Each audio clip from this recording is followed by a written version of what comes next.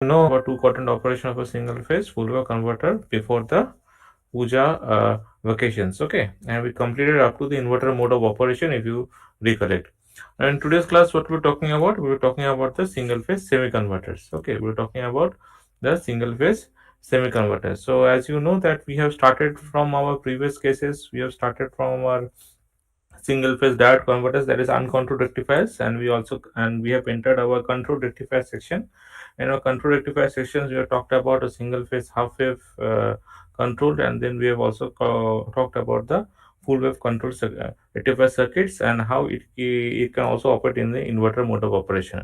In this class, we'll be talking about, as you can see, is the single phase semi converter. Now, as you can see in this particular figure, what we have, that this is a full wave. As you can see, this is a full wave half controlled bridge converter, okay, which is using two thyristors and two diodes. Okay, as you can see in the figure, that it is using two thyristors and two diodes, and yeah, and they are connected in what form? They are connected in the form of a full wave bridge configuration. Okay, and they are connected in the form of a full wave bridge configuration, as you can see here.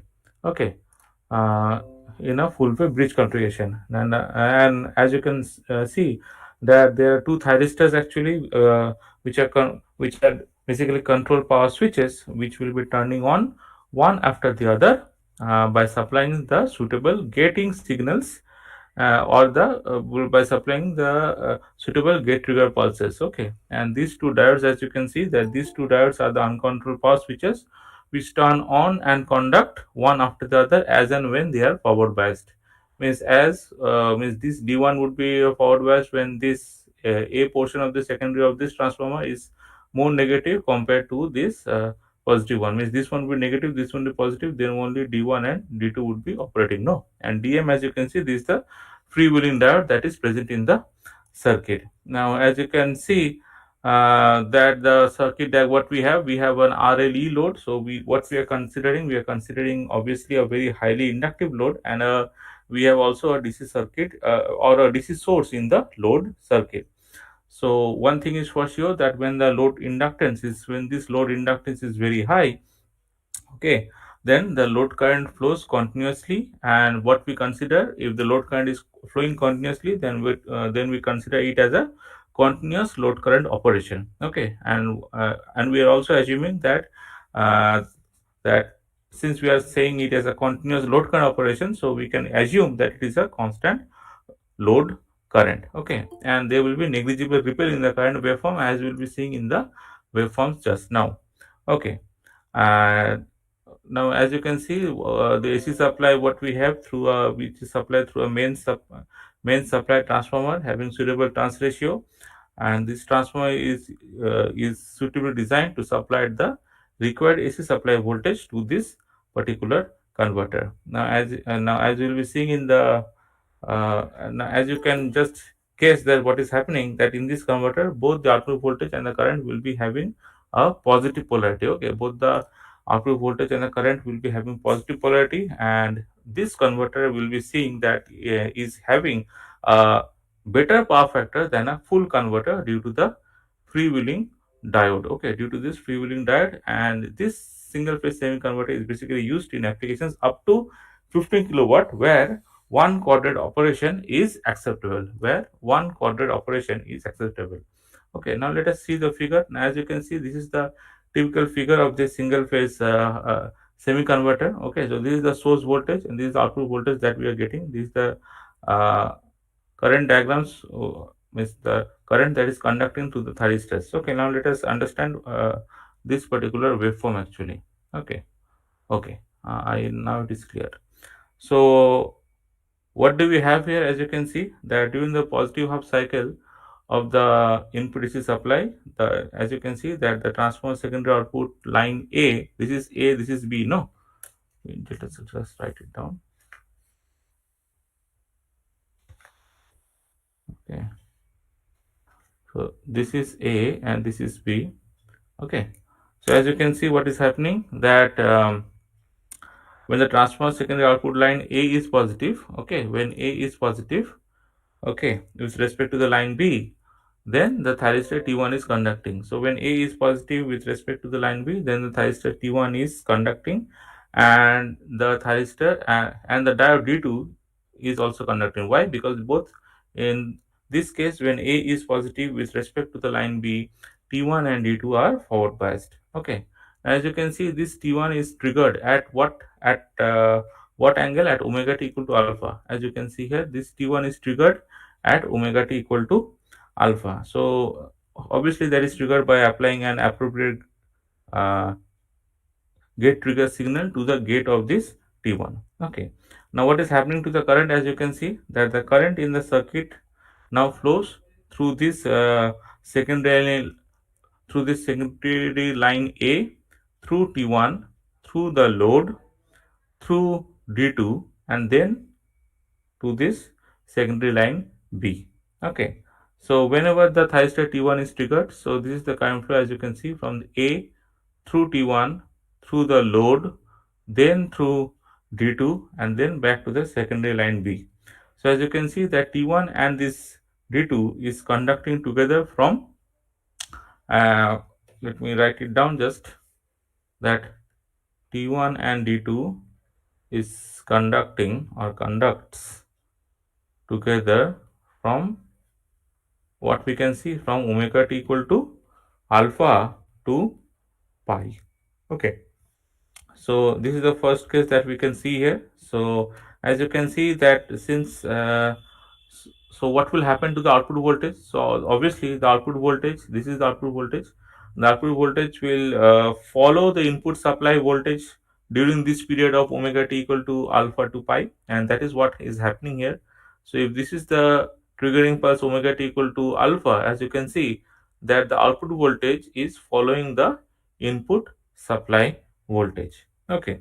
Now at omega t equal to pi, what is happening? At omega t equal to pi, what is we can see that the input supply voltage decreases to 0 and becomes negative during the period of pi to pi plus alpha. So during this time, what is happening then? During this time, the freewheeling diode DM across the load, as you can see here, this becomes forward biased. Okay, so the freewheeling diode DM, so the freewheeling diode DM becomes forward biased. Okay, becomes forward biased uh, and conducts during the period, what I said, omega t equal to pi plus alpha. Okay, so this DM is now conducting, as you can see. So since the DM is conducting, so what is happening? So the load current which was flowing through this IT1 load D2 and back to this secondary line of the transformer. Okay, so that load current, as you can see, is transformed from T1 D2 to this DM. Okay, so the load current is continue to flow, as you can see here. The load current is continue to flowing. Okay, so the load current uh, flows continuously through this freewheeling diode during the period of omega t equal to pi plus alpha. Okay, so what is happening again? So as you can see that during the negative half cycle of the input supply voltage, the secondary line A becomes negative with respect to the line B. Okay, so if that is the case, then in the negative half cycle of the input supply voltage, which thyristors and the diode becomes forward biased? The thyristor T2 and the diode D1 becomes forward biased. Now this thyristor T2 is triggered at omega t equal to pi plus alpha, as you can see here. Okay, it is triggered at omega t equal to pi plus alpha. Okay, since it is triggered at omega t equal to pi plus alpha, so what is happening in this case? So whenever this T2 is triggered, this freewheeling diode is reversed biased and it turns off. Okay, as soon as T2 is triggered, this freewheeling diode is reverse biased and this turns off. Okay, so now what is happening? Now the load current continues to flow through T2 and D1. Okay, now the load current continues to flow through T2 and d1. Okay, from which period to which period? From omega t equal to pi plus alpha to 2 pi position. From omega t equal to pi plus alpha to 2 pi. Okay, I hope you have understood how the figure or how the waveform is occurring. Okay, how the waveforms are occurring. So very simple here. All the waveforms are very easy to understand actually. So as you can see, the means the condition of omega t equal to alpha when our thyristor T1 was conducting. So this is the current through T1. Okay, and when omega t equal to pi plus alpha to 2 pi when thyristor T2 is conducting. So this is the current through T2. Okay, and as you can see that during the and during this condition there is omega t equal to pi to pi plus alpha, the diode is conducting. No, so as you can see, this is the diode that is conducting. So the total summation of all these three will be becoming something like this, that and this is the load current. As you can see, it is continuously, it is in, it is a continuous load current. It is not a discontinuous load current. Okay, and obviously the input current will be following the means whenever the thyristors will be triggered, then only the input current will be flowing through this circuit. Okay, that's why it sees IA. Okay, how it is written. So I means as you can see, sorry, this is the what I should be saying, that the current through the freewheeling diode. So this is the freewheeling diode. As you can see, the current to the freewheeling diode. Okay, and this should be also equal to the source current. No, that should not be equal to the source current, because this is the diode. The source current is this one, as you can see here, IS. Okay, yes, the source current is this one, as you can see here. This is the source current waveform. Okay, and this is the uh, current through the freewheeling diode. Okay, so as you can see, the source current. So this is the condition when our thyristor T1 and D2 is conducting, and this is the condition when thyristor T2 and diode D1 is conducting for the source current. Okay, I hope it is clear till now. Yes. Okay, so next what we have our single phase semi converters. So as you can see, the single phase semi converters, how we can find out, the equations are given here.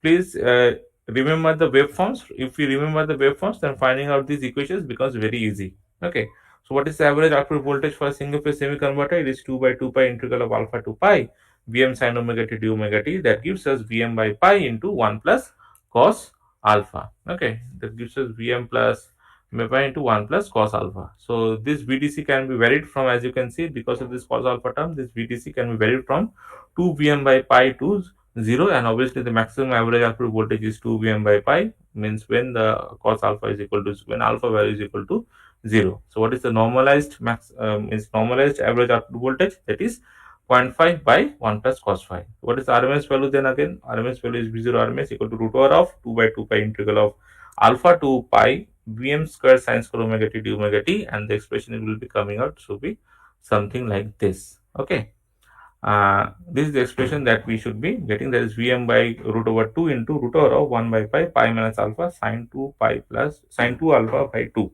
Okay, please remember that do not mug up. I am again repeating the same thing again and again, that please do not mug up these equations, because it will be very difficult during the semester to just remember how this equation is coming. Just try to remember that, then the other things will be falling into place very easily. Okay, now what we are saying, that if you consider, if you have heard properly, I said that the load or the inductance is very high. Okay, we have considered that, but in practice what happens, that the load is having a finite inductance actually. As you can see, that the load has a finite inductance, and therefore the load current depends on the values of the load resistance R, the load inductance L, and the battery voltage E.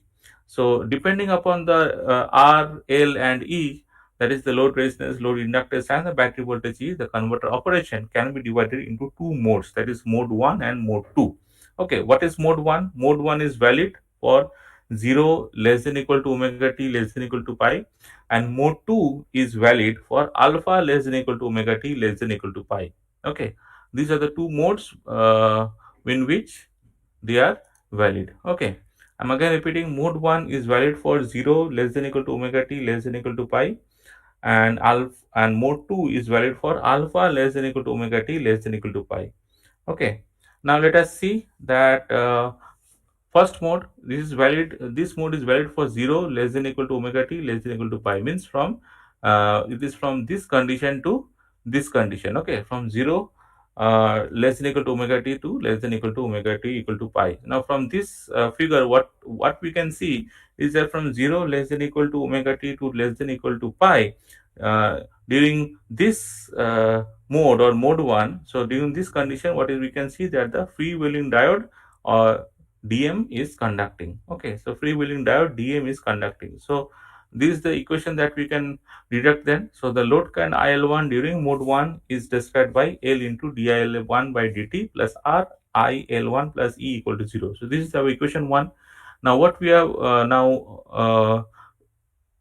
what we can go is that we can use our initial condition in this equation 1. Okay, so what we can write, with initial condition IL, that is at omega t equal to 0 at this condition, and okay, we can write that IL1 is equal to IL 0 in steady state, as you can see here.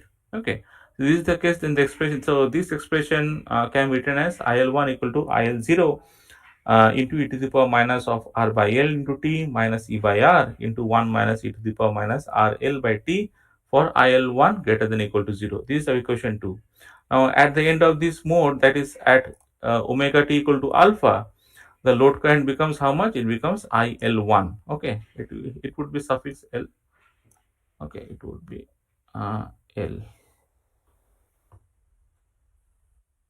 Oh, sorry. Okay. It would be IL, and this one would be also coming down. Okay, this would be IL1. Okay, so what we can write then, so we'll just applying this equation at omega t equal to alpha. Okay, so if we apply this equation, so IL1 would be equal to, as you can see, that is IL1 at omega t equal to alpha equal to IL0 e to the power minus r by L. In place of t, this omega t equal to alpha, so t is equal to alpha by omega, so we can write alpha by omega in place of t, as you can see here. Okay, in equation 2 we are writing alpha by omega with this in place of t in equation 2. Okay, that is, we are getting equation number 3. So this is our first mode. What was our second mode? If I said the second mode was valid for alpha less than equal to omega t, alpha less than equal to omega t to alpha equal to for 2 over pi. Okay, so let us see our mode 2. So this is our mode 2, as you can see here. So this mode is valid for alpha less than equal to omega t less than equal to pi, during which the thyristor T1 is conducting. As you can see, during which the thyristor T1 is conducting. So if Vs, what we have considered, Vs equal to Vm sin omega t, that is the input voltage, and the load current IL2 during this mode can be described as, this can be described by this equation, that is L into DIL by dt, DIL2 by dt plus RIL2 plus E minus Vm sin omega t equal to 0 for IL2 greater than equal to 0. The solution of this equation 4 is written, can be written as IL2 equal to Vm by Z sine of omega t minus theta plus A1 into e to the power minus r by Lt minus E by r for IL2 greater than equal to 0. Again, as you know, as we have done the previous case, Z is equal to, that is the load impedance, root over of r square plus omega L whole square, and the load impedance angle is given as theta equal to tan inverse of omega L by r. Now what we need to find, we need to find the value of this constant A1. So how can we determine that one? We can determine from the initial condition that at omega t equal to alpha, means at this position, that is our IL2 is equal to IL1. So what this is the expression for IL1. Okay, and okay, IL2 equal to IL1, and what we know that at omega t equal to alpha, IL2 equal to IL1. So if this is the expression that we are getting of A1 by putting that IL2 is equal to IL1. So this is the expression of A1 that we are getting. Okay, now obviously we have to substitute this expression of A1 into this equation 5, and if you substitute this expression of A1 in equation 5 and we solve it, what we are getting, we are getting this equation 6. Okay, that is IL2 equal to Vm by Z sine of omega t minus theta minus E by R plus IL1 by plus E by R minus Vm by Z sine of theta minus sine of alpha minus theta e to the power by L into alpha plus omega alpha by omega minus t for IL2 greater than equal to 0. So at the end of mode 2 in steady state condition, what we should be having in steady state condition, IL2 should be equal to IL0. Okay. So if IL2, that is omega when omega t equal to pi, if at that condition IL2 is equal to IL0, so if we apply this condition to our this equation, okay, if we apply this condition, that is at the end of mode 2 in steady state condition IL2, that is omega t equal to pi, at this position omega t equal to pi, IL2 would be equal to IL0, then if we apply this condition to this particular equation, okay, and solve for IL0, then we'll be getting the expression for IL0 as something like this. Okay.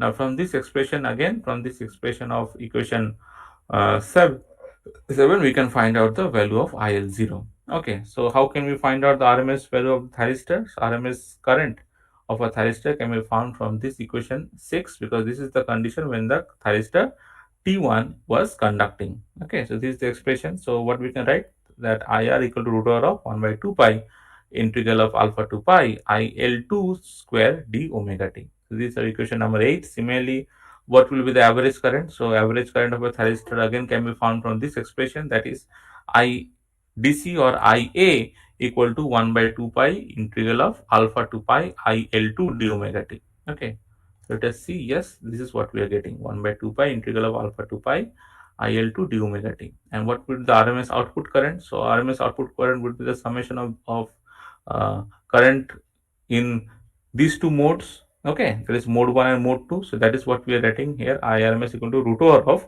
2 by 2 pi integral of 0 to alpha IL1 square d omega t plus 2 by 2 pi integral of alpha to pi IL2 square d omega t. Okay, and similarly, what will be the average output current of the circuit then, and therefore IDC would be equal to 2 by will be equal to 1 by 2 pi integral of 0 to alpha IL1 d omega t plus 1 by 2 pi integral of alpha to pi IL1 d omega t. Okay, so now if you have seen properly that this is the expression, this is the ultimate expression of the average DC output current that we are getting here. So this is the output current that we are getting, no? So the average DC output current will be represented by this particular expression. Okay, and the RMS value of that one is basically this expression. Now what we have considered here, if you have seen if you note properly, so we have considered that there is no discontinuity in the load current, that is the load current is continuous. Okay, but there may be discontinuity in the load current. Why? Let us see this equation then. So that is the discontinuous load current. So by letting IL0 in equation 7, okay, so in this equation, if we make IL equal to 0 and dividing by Vm by Z and substitute that R by Z equal to cos theta and omega L by R equal to tan theta, will be getting the critical value of the voltage ratio X equal to as something like this. Okay, so this expression can be solved for the critical value of alpha equal to alpha C for known values of X and theta. So for when alpha is greater than or equal to alpha C, IL1 would be equal to 0. The load current that is specified by the equation 6 flows only during the period of alpha less than or equal to omega t less than or equal to beta. What is beta? At omega t equal to beta, the load current falls to 0 again. Okay, but in general term, we'll be more concerned with our continuous load current operation only. Okay, so if you recollect that we were talking about we are continuing to talk about our single phase control rectifiers. Now what is the gating sequence for a single phase control rectifiers? Obviously as can be understood from the discussions till now, that will be generating a pulse signal at the positive zero crossing of the supply voltage Vs, and will be delaying that pulse by the desired angle of alpha and alpha plus pi for getting thyristor T1 and T2 through the gate isolating circuits. Okay, And yes, the conclusion of single phase control rectifiers, then what we can draw is that these single phase half controlled bridge converters and fully controlled bridge converters are used extensively in industrial applications up to about 50 kilowatt, 15 kilowatt of output power, and the output frequency is equal to twice the AC supply frequency, and the single phase full wave control rectifiers provide two output pulses during every input supply cycle, and hence are referred to as two pulse converters. Why we are saying so? Because as you can see here that let me see the waveform here. Okay, so see the single phase waveform converter. দেখো 0 to 2 pi এর মধ্যে কতগুলো pulse পাচ্ছি আমরা? দুটো pulse পাচ্ছি। ওকে, from 0 to 2 pi we are getting how many output ripple frequency? It is saying that the output ripple frequency is equal to twice this is supply frequency, and the single phase full wave control rectifiers provide two output pulses during every input supply cycle. So input supply cycle মানে হচ্ছে 0 to 2 pi. So the single phase full wave control rectifiers provide two output pulses, as you can see here, during every input supply cycle, and that's why the single phase full wave control rectifiers also known as our two pulse converters. Okay, they are also known as our two pulse converters. I hope it is clear till now. Yes, hello. Yes, sir. Okay, so now Yes, what sir. we're talking about, we're talking about our three-phase control rectifiers. Okay, now which is the most important part that we are more concerned with. As you can see, this is the most widely used power electronic converter in the medium to high power applications, and obviously these three-phase circuits are preferable when large power is involved.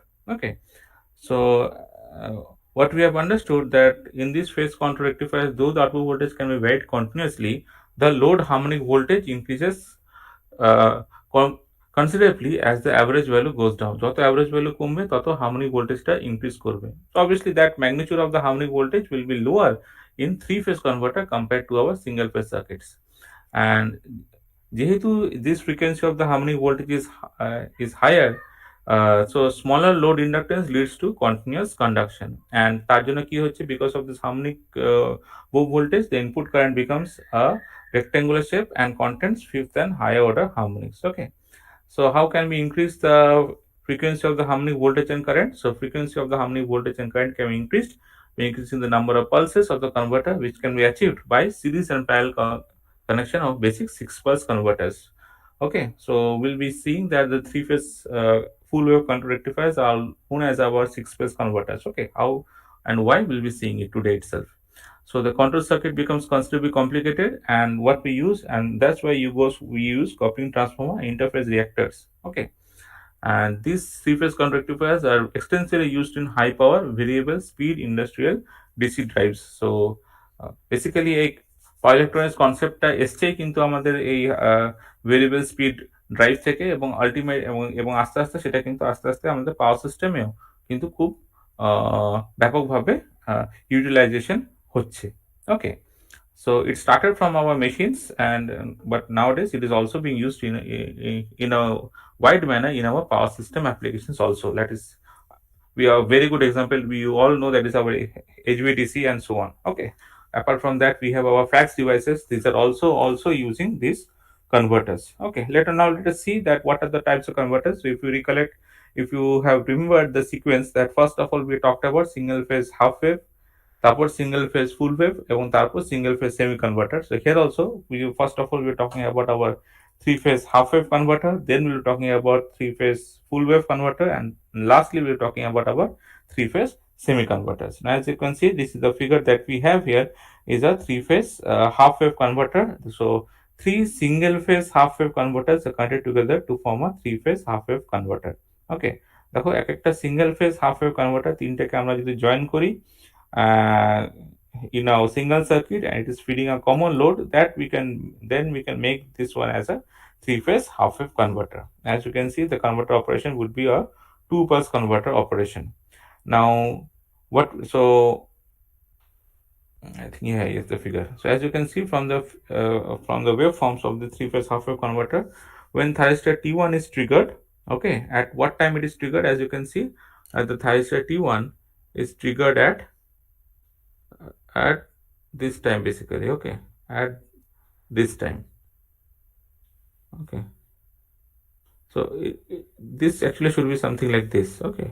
একটু wave ফর্মটা সরে গেছে, যাই হোক যেহেতু বই থেকে নেওয়া হয়েছে তো, okay. So this is the time that it should be triggered, okay. So at this time what we can say, that which phase voltage is the highest. So as you can see that the VAN is the phase voltage is the highest. So since when thyristor T1 is triggered, VAN uh, phase voltage is the highest, so the phase voltage VAN appears across the load when T1 is fired, of when T1 conducts, okay. So as you can see, that is T1 is fired or triggered, okay.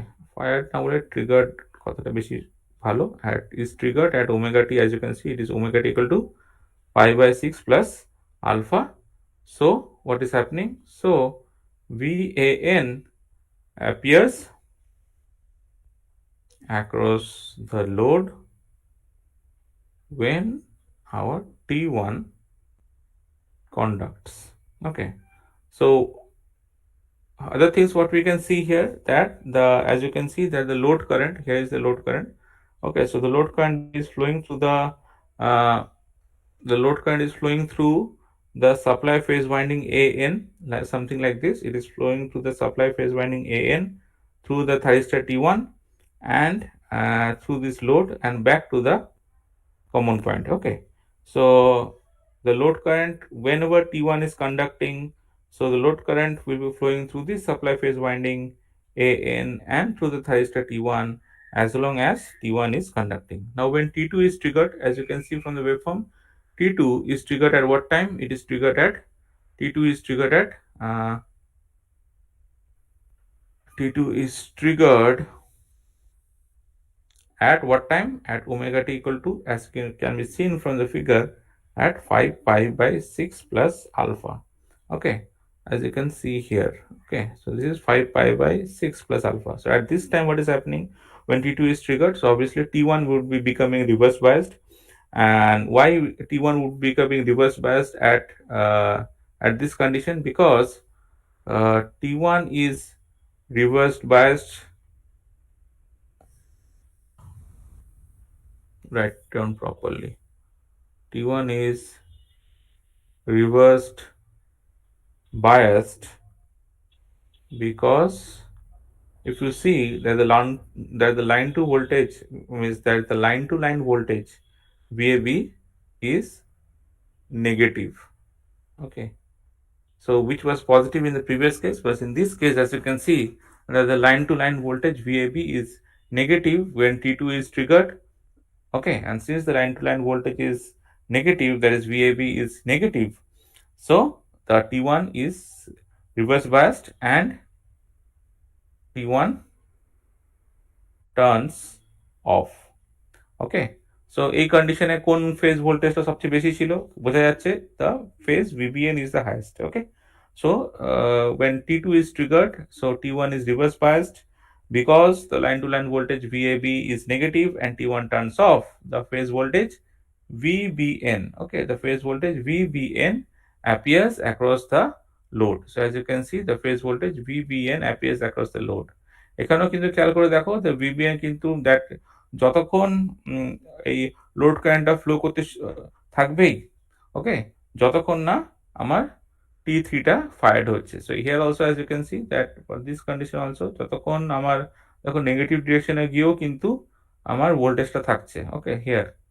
So here the negative voltage is there, but still the current is flowing through T2 and this will continue to flow until T3 is fired again at our as you can see at this condition, that is at 3 pi by 2 plus alpha, okay. As you can see here that the current will continue to flow until T3 is fired. So T3 is fired at what time? Okay, so we can write it down here that T3 is triggered at কি বললাম omega t equal to 3 pi by 2 plus alpha, okay. So this is the condition when 3t is fired. So this position, okay, is our 3 pi by 2 plus alpha, Okay. So at this condition, what will happen then? Obviously, when T3 is triggered, T2 is reverse biased and it will turn off. And which voltage will appear across the load? The voltage VCN will be appearing across the load when T3 conducts until T1 is fired again at the beginning of the next cycle. Okay. So again, if you recollect what we have considered a load, and please remember that we have considered a highly inductive load. Okay, and that's why we are getting a continuous load current in this circuit. Okay, we are getting a continuous load current in this circuit. Okay, so whenever so when we have a resistive load, okay, when we have a resistive load and the firing angle alpha is greater than pi by 6, then the load current would be discontinuous. Okay, then the load current would be discontinuous, and each thyristor is self commutated when the polarity of its phase voltage is reversed. So what is the frequency of the output ripple voltage? As you can understand from here, the polarity of the output frequency voltage would be how much? It would be 3fs. Okay, and this three-phase half-wave converter is not normally used in practical applications because the supply currents contains DC components. Okay, because the supply currents contains DC components. Now let us find out the expressions for the average output voltage and the RMS output voltage. So we can take the reference voltage Vn equal to Vm sin omega t. Okay, and please remember here that the trigger angle alpha is measured from the crossover points of the three-phase supply voltage waveform. So what is the crossover point here? Let me see here. So this is the crossover point. Okay, as you can see here, this line, this dotted line.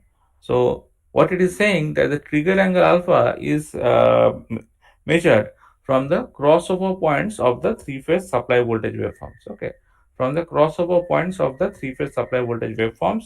So the trigger angle alpha is measured from this line. The trigger angle alpha is measured from this line. Okay, so whenever the supply phase voltage VAN, as you can see here, whenever the supply phase voltage VAN begins its positive half cycle at omega t equal to 0, the first crossover point appears at omega t equal to pi by 6 radians. When the phase voltage VAN begins its positive half cycle at omega t equal to 0, the first crossover point appears at omega t equal to pi by 6 radians. Okay, so the what is happening, as you can see, that the trigger angle alpha for the thyristor T1 is measured from the crossover point omega t equal to pi by 6. Okay, so the trigger angle alpha for the thyristor T1 is measured from the crossover point at omega t equal to pi by 6, and T1 and what is happening, the thyristor T1 is forward biased during this period of omega t equal to pi by 6 to how much, to 5 pi by 6. Okay, so during this time the thyristor T1 is forward biased when the supply voltage when the phase supply voltage VAN is higher, means has a higher amplitude. Okay, here has a higher amplitude than the other phase supply voltages. Okay, so whenever the thyristor T1 is triggered at angle alpha, the average output voltage for the continuous load current is calculated using this expression, that is VDC equal to 3 by 2 pi integral of 5 pi by 6 integral of pi by 6 plus alpha to 5 pi by 6 plus alpha Vm sin omega t d omega t equal to 3 into 2 over 3 by 2 pi Vm cos alpha. Okay, and one thing to note that the output load voltage, as you can see, that the output load voltage waveform, okay, has 3 output pulses during the input cycle of 2 pi radians. Okay, as you can see that the output load voltage waveform has 3 output pulses. Okay, it has 3 output pulses during the input cycle of 2 pi radians. Okay, now in this expression what we can see, that 3 into root over 3 by 2 pi Vm cos alpha, so VDC equal to this expression. So this expression is the average, output voltage. Okay, this is the expression for the average output voltage. Okay, so obviously Vm is the peak phase voltage. Okay, And from this expression, what we can understand that the maximum average output voltage occurs at what condition? And the maximum average output voltage occurs at delay angle equal to uh, 0, that is alpha equal to 0. Okay, so at that condition we'll be getting the maximum average output voltage. So VDM would be equal to 3 root over 3 by 2 pi into Vm, and the normalized or the average and the normalized average output voltage is VDC by Vm, that is equal to cos alpha. What is the RMS output voltage? Then we can, from this expression only we can find out the RMS also.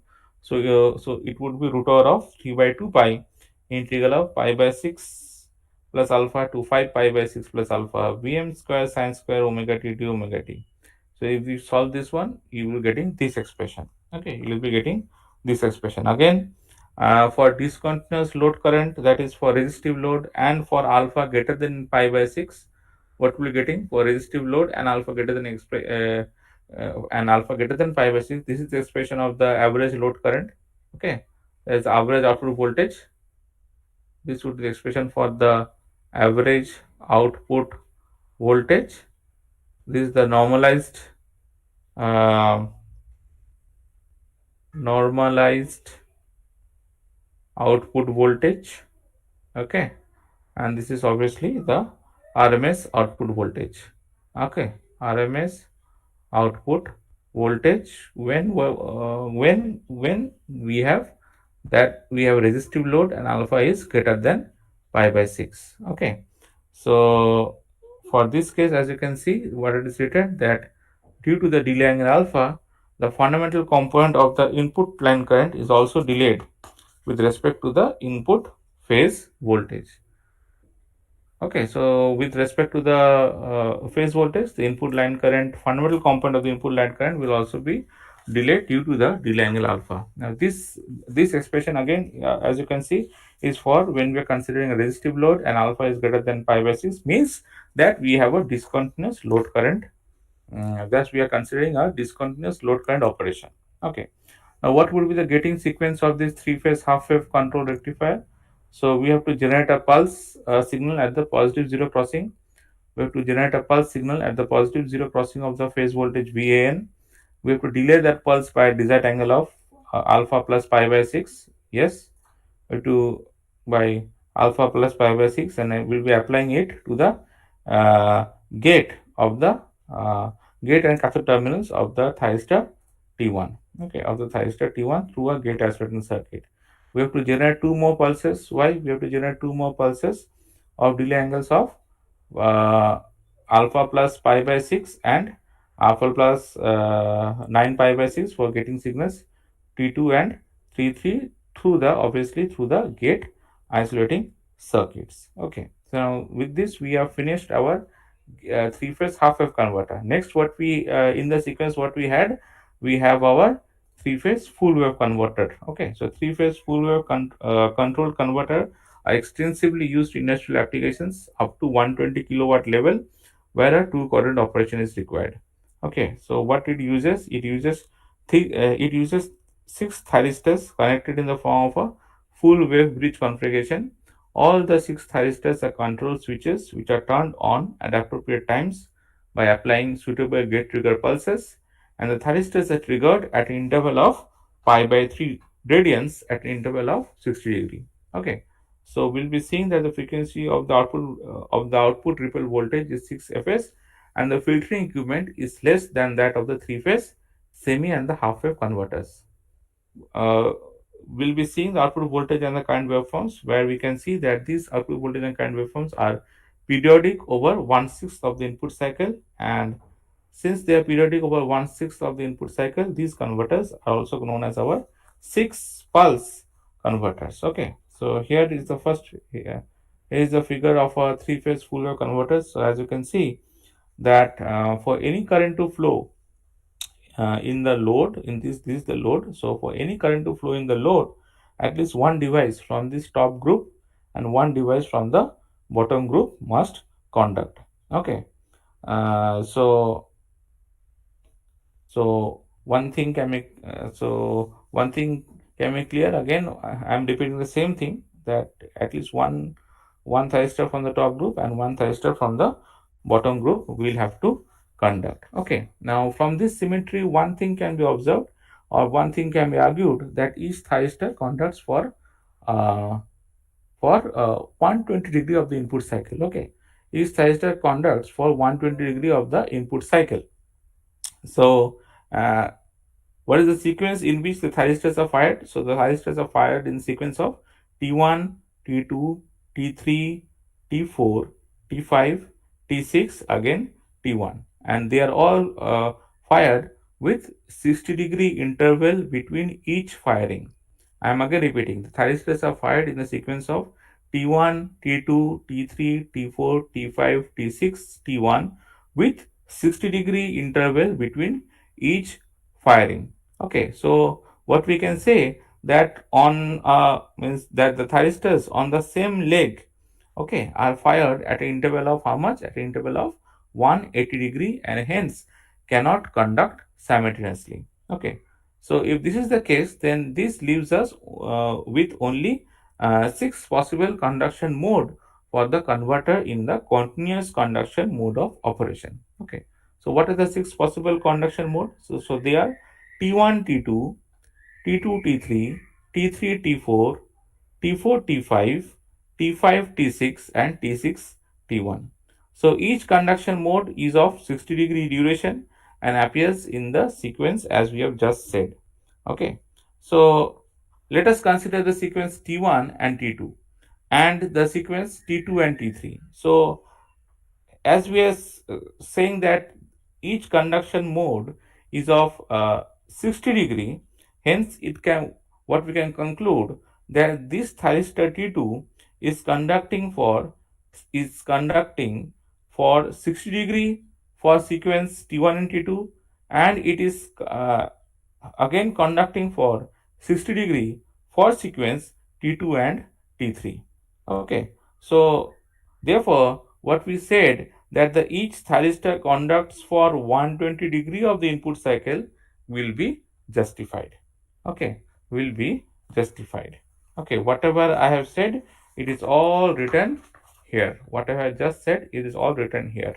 Okay, so yes, all written here. Now what is the equations then? So this is the line to neutral voltages, which is defined as VAN equal to Vm sin omega t, VBN equal to Vm sin omega t minus 2 pi by 3, VCN equal to Vm sin omega t plus 2 pi by 3, and the corresponding line to line voltages are defined as VAB, VBC, and VCA, where VAB obviously would be root over 3 into Vm sin of omega t plus pi by 6. VBC equal to root over 3 by Vm sin of omega t minus pi by 2, and VC would be root over 3 into Vm sin of omega t plus pi by 2. Okay, and from this again, for this three-phase full control converter, we can draw this conduction table. As you can see, that whenever thyristors T1 and T2 are conducting, the voltage across them is coming out to be 0.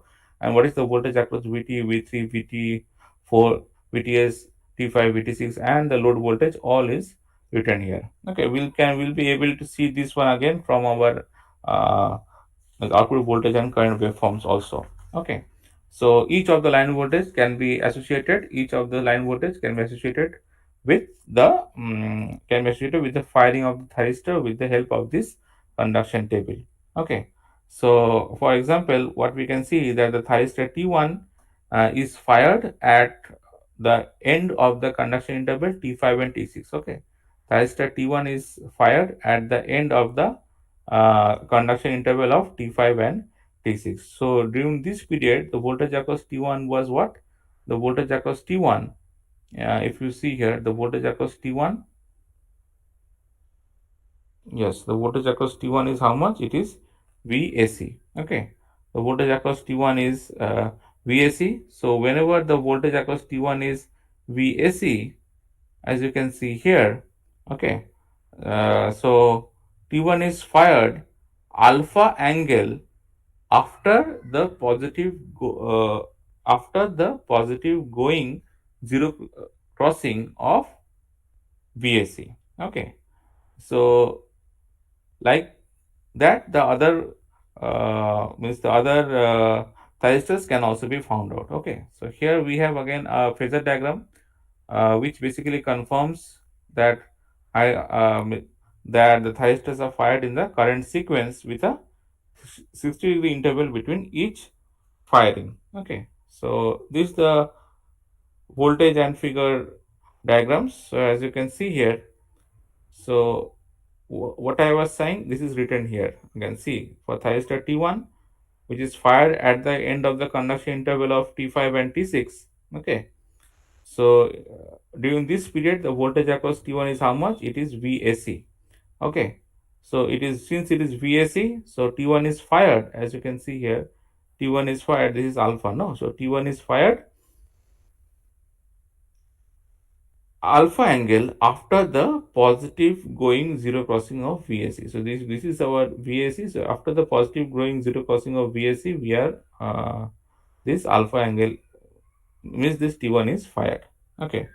So as you can see that if we are to arrive at this particular waveforms, okay, uh, we have to draw the conduction diagrams. It is necessary to draw the conduction diagrams which shows the interval of the conduction for each thyristor and can be drawn with the help of the phasor diagram. This is the phasor diagram which we can use to draw this waveforms. So as you can see that if the converter firing angle is alpha, each thyristor is fired alpha angle after the positive going zero crossing of the line voltage with which its firing is associated. So T1 is associated with VAC, T2 with VBC and so on. Okay. Once the conduction diagram is drawn, all other voltage waveforms can be drawn from the line voltage waveforms. The figure that we have shown here, this is only for our thyristor T1 that we have shown here. Okay. So yes, so this is the figure. As you can see, the voltage waveforms, and as you can see that, yes, next slide is the watch. As you can see that as the output voltage, okay, so this is the output voltage. So as the output voltage and the current waveforms are periodic over 1/6 of the input cycle. Okay, therefore this converter is known as our 6 pulse converter. আমি শুধু ছবিটা এঁকেছি for one portion. You can also draw for other portions also. Okay, so this is the output voltage, this is the output voltage, and this is the load current, and the same thing will be obtained for the other cases also, but here we have drawn here I have shown only the firing of the T1. So you can very well imagine that the other means T2 তাহলে কখন firing হবে, যখন T2 is associated with our VBC. So VBC ঠিক positive zero crossing of VBC ঠিক alpha radiance পর কিন্তু T2 কে firing করা হবে, সেভাবে কিন্তু T3 কেও T3 4 এবং সেই সিকোয়েন্সে আমরা যাব. ওকে, so what we can also see that from here what we are seeing, so this is the sequence. So this no, I have a slide on this one, I think, suppose. Yes. So as you can see that the input current on the other hand, since the input current on the other hand contains only odd harmonics of the input frequency of the input frequency other than the triplet harmonics, that's why see it is becoming line input line current কি হয়ে যাচ্ছে, ওটা একটা rectangle হয়ে যাচ্ছে. Okay, because of the huge amount of harmonics present in the circuit. Okay, now how we can find out the expressions for the average output voltage, RMS output voltage for this three-phase full wave control converter? So here we can this is how we can do it. So average output voltage can be written as VDC equal to 3 by pi integral of pi by 6 plus alpha to pi by 2 plus alpha VAB, which gives us root over 3 by pi VM cos alpha. Similarly, we can find out the normalized DC output voltage that will be cos alpha, the RMS output voltage which will be given by this equation. এখানে একটা কথা বলে রাখি যে এই যে ছবিটা আমরা ড্র করেছি, এই ছবিটা তো না হয় তোমার যে কোনো বই পেয়ে যাবে, but I would encourage you all to try to draw this figure by yourself. Okay, to try to draw this figure by yourself, then you will be able to visualize more clearly how this changes occurring. যদি আমরা ক্লাসে করতাম হয়তো আমরা বোর্ডে এই ছবিটা এঁকে আমরা এই সার্কিট ডায়াগ্রামটা বোঝার বা এই আউটপুট ভোল্টেজ আর কারেন্ট ওয়েভফর্মটা বোঝার আমরা চেষ্টা করতাম. ওকে, যাই হোক, আমি আবার বলছি তোমাদেরকে আমি রিকোয়েস্ট করছি তোমরা পারলে এটাকে এই থ্রি ফেজ ভোল্টেজ ওয়েভফর্মটা কিভাবে ড্র করো এবং সেই রেসপেক্টেড তোমরা এই কন্ডাকশন ডায়াগ্রামটা তৈরি করো এবং সেই রেসপেক্টে তোমার আউটপুট ভোল্টেজ আর আউটপুট লোড কারেন্টটাও তোমরা কিন্তু বার করতে পারবে। সেটা করলে তোমাদের আলাদা করে এই এক্সপ্রেশনগুলো অত মনে রাখার দরকার নেই, তোমরা ইজিলি ফাইন্ড আউট করতে পারবে। ওকে, নাও আমরা আবার প্রিভিয়াস কেসের মতোই এখানে যদি আমরা ধরি that for alpha is greater than pi by 3, what we can say that the instantaneous output voltage has a negative part. Okay, the instantaneous output voltage has a negative part because the current through the thyristors cannot be negative. What we'll be having that the load current is positive. যেহেতু load current is positive and the current through the thyristors cannot be negative, so with the resistive load the instantaneous load voltage cannot be negative and the full converter behaves as a semi converter. Okay, so whenever alpha is greater than pi by 3, টেন্স output ভোল্টেজটা negative হয়ে যাবে কিন্তু load কারেন্টে যেহেতু positive.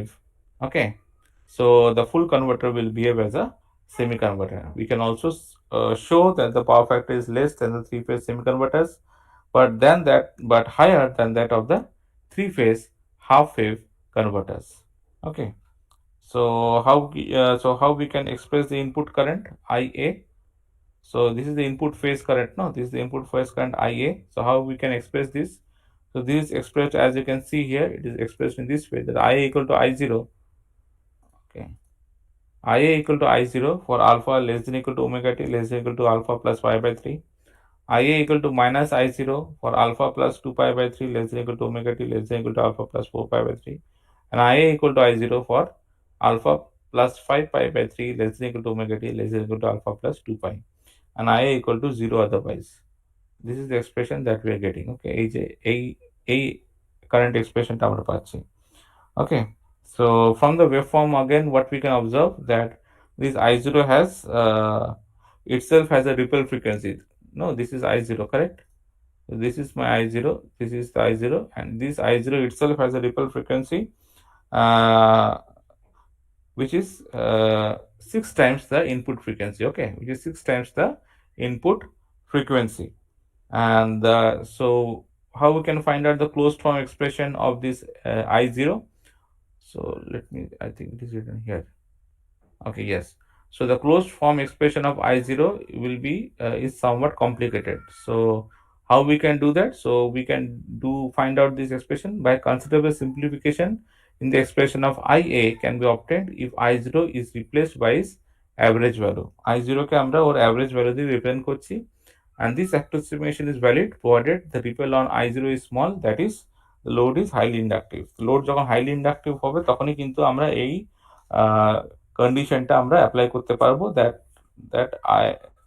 that we are replacing I0 by its average value capital I0. তাহলে input current waveform which will be then IA, এটা ছোট হতো IA, which can be expressed in terms of the Fourier series as can be seen IA equal to IA0 by 2 plus summation of n equal to 1 to a IAN cos n omega t plus summation n equal to 1 to alpha IBN sin n omega t. So এখানে যদি আমরা solve করি IAN একটা expression পাচ্ছি, দেখো IA0 টা 0 আসছে, IAN একটা এক্সপ্রেশন পাচ্ছি, সিমিলারলি IBN এরও একটা এক্সপ্রেশন পাচ্ছি as you can see from here. Okay, IBN এরও একটা এক্সপ্রেশন পাচ্ছি। So if we solve these two and we add them together, this is the expression of IA that we are getting. So obviously we are more concerned with the fundamental component of IA. What would be the fundamental component of IA? In particular IA1. So the fundamental component of IA, that is IA1, is given by this expression, that is 2 into root over 3 by pi I0 cos omega t minus alpha. So VAN would be equal to how much? Root over 2 into VL by root over 3 cos omega t. So this alpha is nothing but the displacement angle. So displacement angle phi equal to alpha. So the displacement factor can be also written as cos alpha. So the distortion factor is how much? It is IA1 by IA, that is comes out to be 3 by pi. So therefore the power factor would be equal to how much? The power factor is 3 by pi into cos alpha. Okay, 3 by pi into cos alpha. Then if you recollect that we have to find out the closed form expression for I0 also. So if we are to find the closed form expression of I0, how we can do that? So the closed form expression for I0 in the interval of alpha less than omega t less than equal to omega t less than equal to pi by 3. alpha plus pi by 3 can be found out from this particular expression, that is Ri0 plus L di0 by dt plus E is equal to V0, which is equal to root over 2 into VL sine of omega t plus pi by 3. এটা যদি solve করো will be getting this expression. So এখানে expression থেকে আমরা দেখতে পাচ্ছি that এই যে I1 এটার একটা আমার একটা এই একটা এক্সপ্রেশন দরকার, because I1 is basically a constant no here. So what we are getting, I is equal to I1, which is a constant, into e to the power minus of omega t minus pi by tan phi plus root over 2 into VL by Z sine of omega t plus pi by 3 minus phi minus E by R. What is Z? Z is equal to root over of R square plus omega square L square, tan phi হচ্ছে omega L by R, আমরা R কে লিখতে পারি R Z cos phi, E is equal to root over 2 into VL sin theta. If this is the case, then we can write the expression of I0, expression of I0 can be written in this way. And since we are saying that I0 is periodic, this I0 is periodic, okay, it is periodic as you can see over pi by 3. This I0 is periodic over pi by 3. So where is the equation here? Yes, since I0 is periodic over pi by 3, so we can say that I0 omega t equal to alpha is equal to I0 omega t plus alpha, means omega t equal to alpha plus pi by 3 omega I0 যা value ছিল omega t equal to alpha তেও I0 একই value থাকা উচিত, কারণ I0 is periodic over pi by 3. So সেই boundary condition যদি apply করি, সেটা অ্যাপ্লাই কোথায় করব, এই এই এক্সপ্রেশনে অ্যাপ্লাই করব। এই এক্সপ্রেশন যদি অ্যাপ্লাই করি, তাহলে ওখানে থেকে আমরা কি পাচ্ছি, will be getting an expression for I1. Okay, this is the expression for I1, and we are putting this expression of I1 in this expression of I0, and the total expression of I0 then comes out to be this expression, as you can see here. Okay, so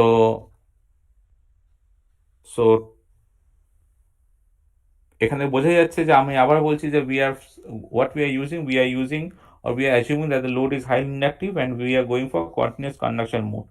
Okay, so to find out the condition for continuous conduction, it is noted that in the limiting case of continuous conduction, what we are saying, that I0 minimum is equal to 0. So the condition for continuous conduction is that I0 omega t alpha is, we have considered that it is greater than equal to 0. If it is less than equal to 0, then that would not be a continuous conduction, but rather a discontinuous mode of operation. Okay, so দেখো কি লেখা আছে, তারপর হচ্ছে analysis of inverter mode of operation. Inverter mode of operation, yes, আমরা assume করেছি alpha is less than 90 degree, কিন্তু যদি আলফাটা is more than 90 degree, then what will happen to the direction of power flow? The direction of power flow of the converter will be reversed. আমরা যেটা single ফেজের ক্ষেত্রে পড়েছিলাম, সেটাই এখানেও দেখবো, that the direction of power flow through the converter will be reversed provided there exists a power source in the DC side of suitable polarity. মানে এই যে পোলারিটিটা ছিল, এটাকে জাস্ট চেঞ্জ করতে হবে, তাই না? এটা এই দিকে না হয়, যদি উল্টো দিকে হয়, যদি উল্টো দিকে হতে পারে, তাহলে কিন্তু this converter would have supplied power to the source. Okay, in that case, what would be saying that the converter is operating in the inverter mode of operation. Okay, it is operating in the inverter mode of operation. Okay, so সে লেখাই আছে polarity of EMF source, যেটা আমি এখনো দেখলাম সেটাই লেখা আছে, that it has to be reversed for inverter mode of operation. So this is the picture, and again the load current is assumed to be continuous and ripple free. This is the inverter mode of operation. Okay, and এই অ্যানালিসিসটা কিন্তু আমাদের আগের মতনই, যেভাবে rectifier mode of operation আমরা দেখলাম, সেইভাবে অ্যানালিসিসটা করব. As you can see that the same expressions hold for the DC and the harmonic components in the output voltage and current, and for the values of alpha in the range of 90 degree to alpha less than 120 degree, which can be observed from this figure alongside. Okay, what we can see that the average DC output voltage, this is the average DC output voltage, is negative, and the displacement angle phi, okay, and here the displacement angle phi of the fundamental component of the input AC line current is equal to alpha greater than 90 degree. Okay, as you can see, is equal to alpha greater than 90 degree.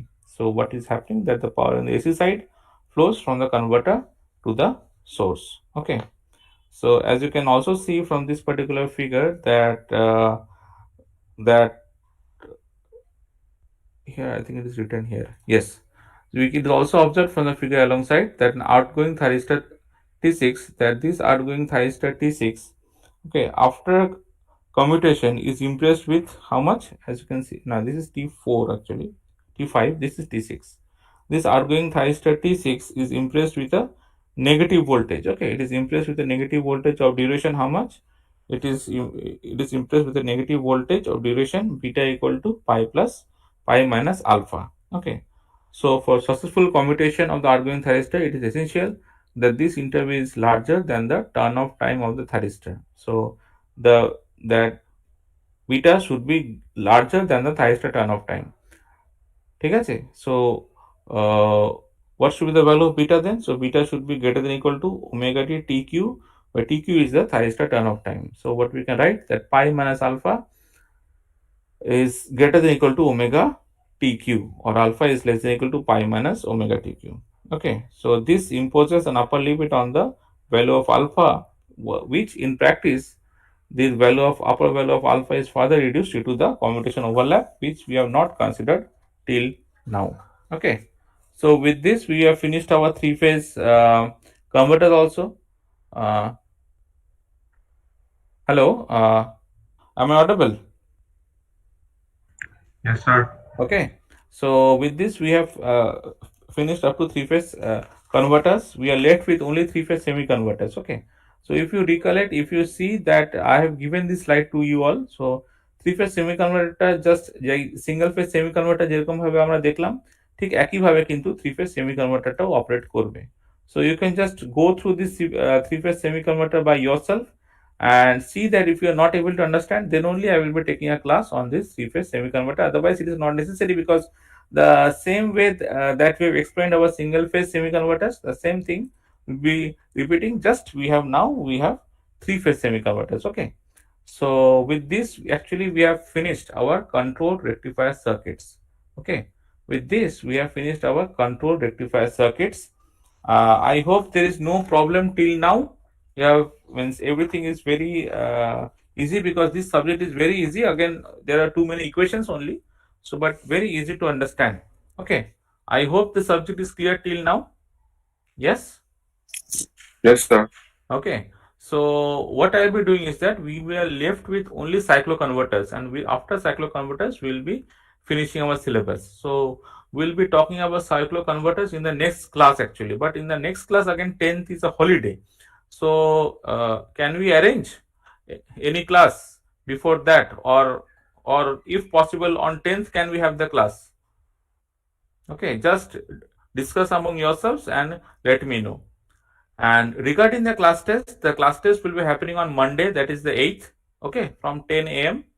So means you'll be getting 10 means half an hour, that is 10 a.m. to 10:30 to download the question paper.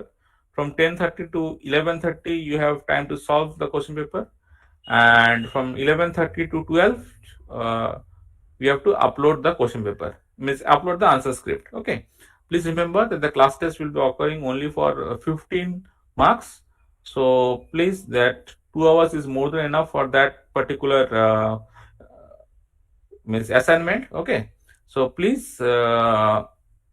be well prepared, and the syllabus I have again I have told you CR Danish, but I'm again repeating to you all, the syllabus will be up to our single phase full wave controlled uh, rectifier. Okay, will be the syllabus will be up to single phase full wave control rectifiers, up to the inverter operation of the single phase full wave control rectifiers, because up to that we have means we have finished up to that inverter operation before the puja vacations. Okay, so that's why will be the syllabus is up to this. Today's class will not be there in the syllabus. Today's class will not be there in the syllabus. Okay. Sir হ্যাঁ বলো। ডেটটা 7th November তো? 7th November তো রবিবার। না sir, আমাদের কাছে অফিসিয়ালে যে মেসেজটা এসছে সেখানে 7th নভেম্বর লেখা আছে, ওটা কি তাহলে 8th নভেম্বর হবে? হ্যাঁ, মানে ওটা মনে হয় তোমার বন্ধু ভুল করেছে। 7th নভেম্বর তো রবিবার, তাই তো? হ্যাঁ স্যার, রোববার পড়ছে। হ্যাঁ, তা রোববার দিন তো হবে না, ঠিক আছে? ওর তোমার Okay. মানডে হবে, মানে আমাকে বলেছিল মানডে, মানে কামিং মানডে, তো মানডে তো 8th হয়। হ্যাঁ হ্যাঁ 8 সরি হ্যাঁ, হ্যাঁ তাহলে ওটা 8th হবে। তো তোমরা একটা কাজ করবে, তোমরা একটা মেল পাঠিয়ে দেবে আমাকে। ওকে, তোমরা আমাকে একটা মেল পাঠাবে যে তোমাদের গ্রুপ মেল থেকে, যে আমরা আমাদের মানে ক্লাস টেস্টটা আমরা 8 নভেম্বরের টাইমে আমরা নিচ্ছি। ঠিক আছে, টাইমটা একই থাকবে তো? টাইমটা তো একই, 10টা থেকে 12টা। Okay sir. ঠিক আছে, কিন্তু তোমরা আমাকে একটা অফিসিয়ালি মেল পাঠাবে, sir will be that we that এইভাবে লিখে পাঠাবে যে তোমরা যে ক্লাস টেস্টটা তোমরা এই মানে মানডে দিতে রাজি আছো ফ্রম 10 to 12। ওকে, ঠিক আছে। Okay sir. Okay sir. Okay, so thank you everybody, will be again joining. আমরা তাহলে তোমরা 10 তারিখে ক্লাসটা কি ম্যানেজ করা যায় সেটা দেখো। তাহলে আমার সিলেবাস একদম শেষ, মানে জাস্ট এটা করলে 5% বাকি আছে সাইক্লো কনভার্টার, সেটা করলে আমার সিলেবাস শেষ হয়ে যাবে। আমি যেটা করাইনি সেটা আবার বলছি, আমি কোনো অঙ্ক করাইনি, কিন্তু অঙ্কগুলো তোমরা দয়া করে বই থেকে একটু দেখো। Okay, please go through your text books, ওখানে প্রচুর অঙ্ক দেওয়া আছে, তোমরা ওই অঙ্কগুলোই করবে। ওকে, যে যে বই বলেছি, রশিদের বই বলেছি, DW হার্টের বই বলেছি, ওকে, নেটমোহনের বই বলেছি, যথেষ্ট। ওকে, আর কোনো বই দরকার নেই। যদি তোমরা করতে চাও কোনো অসুবিধা নেই, যেমন PS ভীমরা আছে, ঠিক আছে, ওরও পাওয়ার ইলেকট্রনিক্স বইটা খুবই ভালো ওনার। ঠিক আছে, হ্যাঁ বলো।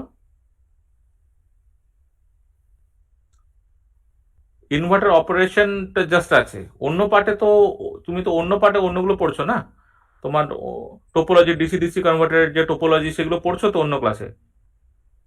ঠিক আছে, তো নিখিল স্যারের ক্লাস আছে তো নাকি? অন্য পার্টে কে নিচ্ছে, নিখিল স্যার না সুশান্ত স্যার? স্যার পুজোর পর আর কি এখনো কন্টিনিউ হয়নি, মানে তার আগে হয়েছিল। যাই হোক, মানে সেটা আলাদা বিষয়। মানে পুজোর আগের অবধি তো আমার যে ক্লাসটা হ্যাঁ। হয়েছে, আমি আবার বলছি, পুজোর আগের অবধি ছিল মাস, মানে আমরা সেপ্টেম্বর মাসে লাস্ট ক্লাস করেছিলাম। ঠিক আছে, পুজো তো কবে অক্টোবরে হলো, কিন্তু সেপ্টেম্বরে আমরা লাস্ট ক্লাস করেছিলাম, তারপর প্রথম দিকে মাঝখানের দিকে করা হয়নি মনে হয়। ঠিক আছে, তো সেখানে আমরা single phase control rectifier inverter operation অব্দি আমরা পড়েছিলাম। ঠিক, তো অত অবধি তোমাদের ক্লাস টেস্টের সিলেবাসে আছে, সোমবার দিন যে ক্লাস টেস্ট নেবো সেটা সিলেবাস অত অবধি আছে। আজকে যেটা পড়লাম সিঙ্গেল ফেজ সেমি কনভার্টার থেকে 3 ফেজ কন্ট্রোল কনভার্টার অবধি, এইটা নেই। ঠিক আছে, আবার বলছি, এইটা এই পোর্শনটা নেই।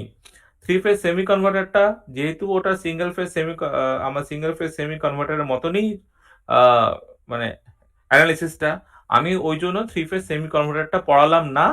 তোমরা কিন্তু ওটা নিজে থেকে পড়বে, যদি কোনো সমস্যা থাকে সেটা একদিন আমরা আবার ক্লাসে বসে ডিসকাস করতে পারি। ঠিক আছে, বাকি শুধু হচ্ছে সাইক্লো কনভার্টার। সাইক্লো কনভার্টারের জন্য আমি বলছি একটা ক্লাস লাগবে, খুব মানে একটা ক্লাসও লাগবে না, তোমরা যদি বলো আমি নোট দিব, কারণ ওটা খুবই খুবই অল্প, মানে বেশি কিছু নেই। ঠিক আছে, semi converter, single phase semi converter মানে আজকে যেটা পড়ালাম, নেই নেই নেই। ঠিক আছে, আজকে যেটা পড়লাম সেটা নেই। আমি পুজোর আগে অবধি যতটা পড়েছিলাম ততটাই সিলেবাসে আছে। পুজোর আগে অবধি single phase fully control converters এর ইনভার্টার অপারেশন অবধি পড়েছিলাম। ঠিক আছে, ইয়েস, ইয়েস স্যার।